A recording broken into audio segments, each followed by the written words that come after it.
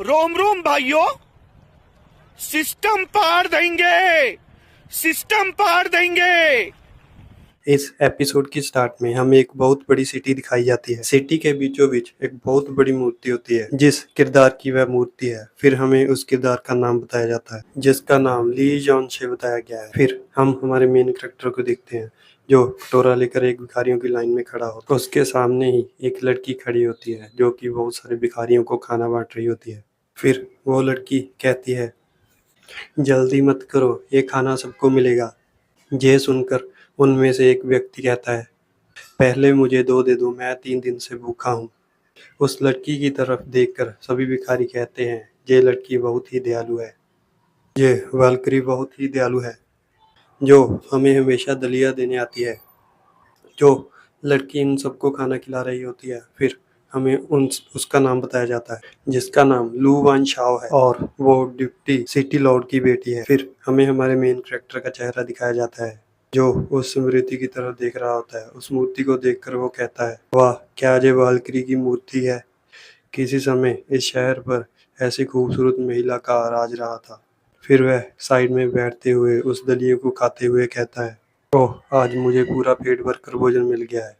फिर हम अगले ही सीन में देखते हैं, जिन जिन लोगों ने वह दलिया खाया होता है, उन सबके मुंह से खून आने लगता है। सभी चिल्लाने लगते हैं। उन सभी भिखारियों में से एक व्यक्ति कहता है, मैंने तुमसे कहा था ना कि वालकरी इतने दयालु नहीं होते। हमारा एवर सिटी शहर 1 साल पहले इनमें से एक वालकरी द्वारा नष्ट कर दिया गया था। वो चिल्लाकर कहता है, वह हमें अकेला क्यों नहीं छोड़ देते। वो लड़की ये सब देखकर हंस रही होती है। उन सबको ऐसे चिल्लाते हुए देखकर कैरेक्टर हैरान हो जाता है, और थोड़ी देर बाद ही वो बेहोश हो जाता है। उसके हाथ में जो बॉल पकड़ा होता है, वो भी उसके हाथ से छूटकर गिरकर टूट जाता है। मैं मालबेरी टाउन का एक सिल्क फार्मर हूँ। मैं शहर के सिटी लॉर्ड को सिल्क पहुंचाने जा रहा था। तभी मेरी मुलाकात एक डाकू से हो गई, और मेरे पास पेट भरने के लिए यहाँ आने के अलावा और कोई भी रास्ता नहीं था। मैं अब और हिम्मत नहीं करूँगा, कृपया मुझे माफ़ कर दो। मैं अभी मरना नहीं चाहता। फिर अगले ही सीन हमें एवर सिटी की जेल दिखाई जाती है। वहाँ किसी की आवाज़ आती है, ये गर्म है। अगले ही सीन हम मेन कैरेक्टर को देखते हैं, जो किसी लड़की के साथ सिस्टम कर रहा होता है। मेन कैरेक्टर अपने मन में कहता है, क्या ये सुंदर और शक्तिशाली वालकरी नहीं है। भगवान ने मुझे निराश नहीं किया, और मरने से पहले मैंने एक बहुत ही सेक्सी ड्रीम देखा है। मेन कैरेक्टर उस लड़की के हाथों में हाथ डालकर अपनी रॉकेट को लॉन्च कर देता है, और लड़की चिल्ला उठती है। फिर हमें कुछ देर बाद का सीन दिखाया जाता है। मेन कैरेक्टर अपनी आंखें खोलता है, और वह अपने सामने उसी लड़की को देखकर घबरा जाता है। वो घबराते हुए अपने मन में कहता है, क्या हो रहा है, मैं काल कोठरी में क्या कर रहा हूँ, और एक बिना कपड़ों वाली बालकनी के साथ क्यों बंद हूँ। फिर वह अपने सिर को पकड़ता है और चिल्लाते हुए कहता है, ये एहसास, मैं अभी मरा नहीं हूँ क्या, क्या ये सपना नहीं था, क्या वो और मैं सच में। फिर वो अपना सिर पकड़कर जोर जोर से चिल्लाने लगता है, बकवास बकवास बकवास। अगले ही सीन में मेन कैरेक्टर को अपने हाथ में कुछ महसूस होता है। फिर हम देखते हैं उसके हाथ में एक कीड़ा होता है। वो हंसते हुए उसकी तरफ देखकर कहता है, बहुत बढ़िया है, तुम भी जग गए हो छोटा। अगले ही सीन वो लड़की मेन कैरेक्टर की बातें सुनकर उठ जाती है। मेन कैरेक्टर उसकी तरफ देखकर उसे कहता है, ओह, तुम जग रहे हो। फिर वो उसे उस लड़की को कहता है, खैर मेरा पैसा लौटा दिया गया था, और फिर मैंने जहरीला दलिया खा लिया था, इसलिए उससे क्या फर्क पड़ता है। इससे क्या फर्क पड़ता है, उसका उद्देश्य पूरा हो गया है। वो लड़की ये सुनकर शर्मा जाती है। फिर उन्हें किसी के हंसने की आवाज आती है। उनकी तरफ देखकर वह उन्हें कहती है, आप बहुत अच्छे दिख रहे हैं। फिर वो उस लड़की को कहती है, ऐसा लगता है कि इस छोटे भिखारी ने कल रात आपकी बहुत अच्छी सेवा की। और ये वही लड़की है जिसने मेन कैरेक्टर को दलिया में भोजन दिया था, जो भिखारियों को दलिया बांट रही थी। फिर वो उस लड़की की तरफ देखकर कहती है, मुझे दुख हो रहा है कि कितने लोगों का दिल टूट गया होगा। उन्होंने सुना कि शानदार बहन एक छोटे भिखारी के साथ सो रही है। चिंता मत करो, मैं यह सुनिश्चित करूंगी कि हर कोई इसके बारे में सुने। फिर वो वहां से जाते हुए उन्हें कहती है, दिन के अंत में ये सबसे गर्म विषय बन जाएगा, सबसे ज्यादा चर्चा में रहेगा। मेन कैरेक्टर अपने चेहरे को ढकते हुए उस लड़की को कहता है, क्या आपको निकाल दिया गया है। फिर जब उस लड़की को पता चलता है कि मेन कैरेक्टर उस लड़की की तरफ ऐसे क्यों देख रहा है, वह शर्माते हुए उसके मुंह पर मारते हुए उसे कहती है, मेरी तरफ ऐसे मत देख। एमसी रोते हुए उसे कहता, आपने मुझे भी देखा है और मैं भी एक पीड़ित हूँ। वो लड़की उसे जवाब देते हुए कहती है, तुम मरना चाहते हो क्या? मैं इसे अभी कर दूंगी और मैं तुम्हें अभी मार दूंगी। फिर मेन कैरेक्टर उसे घबराते हुए कहता है, ठीक है, मैं तुम्हें घूर कर नहीं देख रहा हूँ, मैं तो बस ये पता लगा रहा हूँ कि हम यहाँ से कैसे निकले। फिर वह उस कीड़े को उस खिड़की में रख देता है। वह कीड़ा उन सलाखों को काट देता है और ये देखकर मेन कैरेक्टर अपने नाक को चौड़ा करते हुए छाती फुलाकर खड़ा हो जाता है। फिर वह कहता है, मेरा छोटा सा बच्चा सचमुच हर काम में अच्छा है। उसको ऐसे अपनी तारीफ करते देख वो लड़की मुंह फुलाने लगती है उसकी तरफ देखकर। फिर हम उस कीड़े को देखते हैं जो उसकी इज्जत को बचाते हुए उसके जैसा ही पोज मारता है। वह लड़की उनकी तरफ देखकर मुंह फुलाते हुए कहती है, खैर ये छोटा कीड़ा सच में अच्छा है। मेन कैरेक्टर कोने में जाकर बैठ जाता है और घबराते हुए कहता है, उसकी आंखों में वो नजर क्या है? उसे देखकर वह लड़की मुंह बनाते हुए उसे कहती है, तुम मेरी मदद करो। फिर मेन कैरेक्टर उसकी तरफ देखता है और उसे कहता है, तुम एक बालकिरी हो और तुम बहुत शक्तिशाली हो, तुम्हें मेरी मदद क्यों चाहिए? मुझे जहर दिया गया है और अब मैं कमजोर हो गया हूँ। फिर मेन कैरेक्टर फनी सा फेस बनाते हुए उसे कहता है, कोई मदद नहीं, मैं अंधा हो गया हूँ, मैं कुछ भी नहीं देख सकता। ये सुनकर वह लड़की उसे मारने लगती है और फिर वो उसे कहती है, क्या तुम कोई मदद नहीं करोगे? फिर मेन कैरेक्टर उसे चिल्लाते हुए कहता है, ओह मुक्का मत मारो, ठीक है मैं तुम्हारी मदद। वो लड़की उसके कंधों के ऊपर चढ़कर खड़ी हो जाती है। फिर मेन कैरेक्टर रोते हुए अपने मन में कहता है, क्या तुमने नहीं कहा था कि तुम पावरलेस हो और फिर भी इतनी वायलेंट क्यों हो? लेकिन ये इसके लिए था। फिर वो लड़की मेन कैरेक्टर के मुंह पर पैर मारते हुए खिड़की से बाहर कूद जाती है। मेन कैरेक्टर अपने माथे पर हाथ रखते हुए उसे कहता है, अरे वाह मुझे ऊपर खींचो। मेन कैरेक्टर अपने मन में कहता है, सच में एक महिला जितनी खूबसूरत होती है उतना ही उस पर भरोसा नहीं किया जा सकता। वो लड़की उस मेन कैरेक्टर के सिर पर एक बोरी को फेंकते हुए उसे कहती है, जल्दी से इसे पहन लो, मैं तुम्हें ऊपर खींच लूंगी। फिर वो अपना पूरा जोर लगाकर मेन कैरेक्टर को ऊपर को खींचने लगती है। मेन कैरेक्टर उसे कहता है, जल्दी करो। वो लड़की उसे खींचते हुए कहती है, तुम इतने भारी क्यों हो? वो मेन कैरेक्टर की तरफ देखकर कहती है, ऐसा लग रहा है कि उसके शरीर से टॉक्सिक पदार्थ नहीं निकाले गए हैं, इसलिए वह किसी कमजोर महिला से अलग नहीं है। वो लड़की उसे चुप कराते हुए कहती है, चुपचाप मेरे साथ आओ, कोई शोर मत करो। यह सुनकर मेन कैरेक्टर धीरे धीरे से उसके पीछे जाने लगता है। फिर हम देखते हैं उस लड़की को जो अपने सामने पड़े हुए पत्थर को साइड में धक्का देती है और मेन कैरेक्टर उसे देखकर कहता है, क्या तुम्हें भरोसा है कि हम यहाँ से शहर से बाहर जा सकते हैं? सुनकर वो लड़की मेन कैरेक्टर को कहती है, हाँ हम यहाँ से आगे बढ़ सकते हैं। वो दोनों उसी सुरंग से रेंग कर निकल रहे होते हैं। मेन कैरेक्टर उस लड़की के पीछे पीछे आ रहा होता है। उसे लड़की का पीछे से सब कुछ दिखाई दे रहा होता है, जो देखकर उसकी नाक से खून निकल रहा होता है। फिर वो उसे कहता है, मुझे कब तक रेंगना होगा, मैं मर रहा हूँ।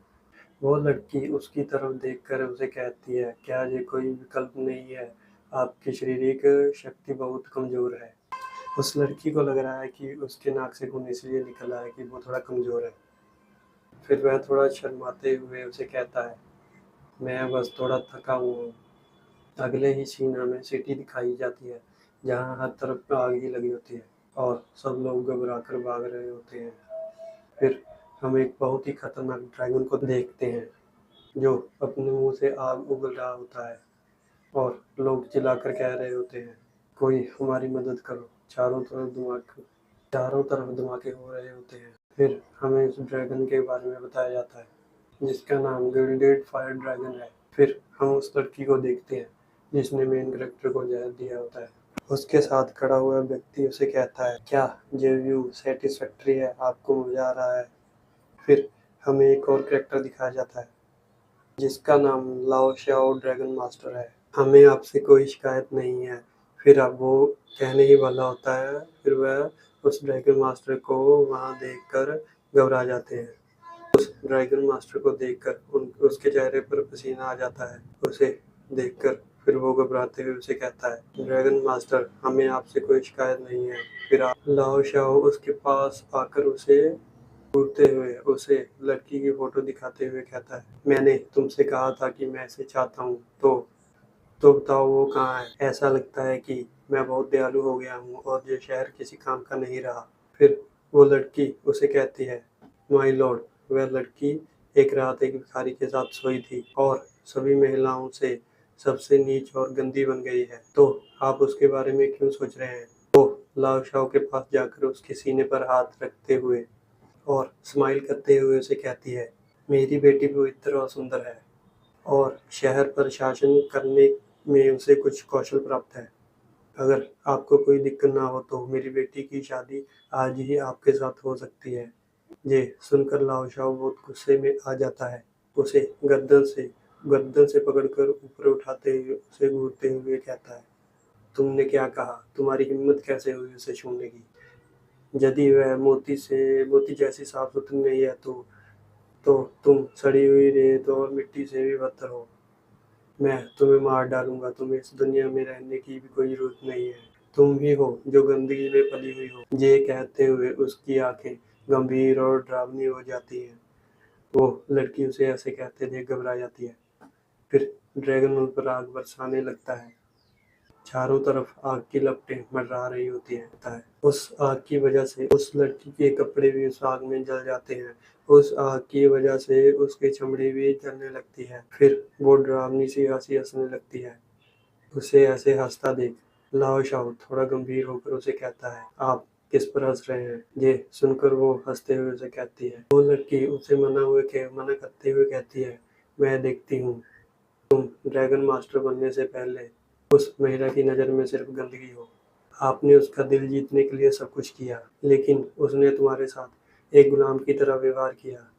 तुम एक मजबूर व्यक्ति के रूप में वापस हुए और उससे प्रभावित होने की उम्मीद कर रहे हैं, लेकिन मैंने उसे बर्बाद कर दिया है। जिस देवी से आप दिन रात प्यार करते हैं, मैंने उसे एक भिखारी की नंगी बाहों में छोड़ दिया है, जो उसका आनंद ले रहा है। ये बात कहने के बाद वो लड़की जोर जोर से हंसने लगती है।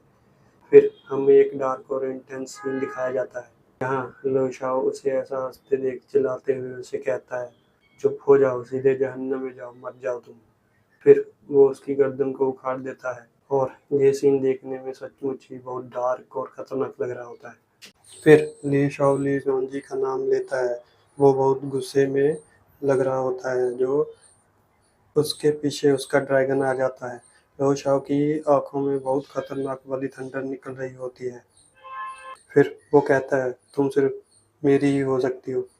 उसका ऐसे कहते ही ड्रैगन जहाँ उसके बाद ड्रैगन वहाँ जितने लोग होते हैं उन पर आग बरसाने लगता है। फिर हम मेन कैरेक्टर और उस लड़की को देखते हैं, जो मेन कैरेक्टर को सीक्रेट रास्ते से बाहर ले जाती है। फिर ड्रैगन के चिल्लाने की आवाज़ सुनाई देती है।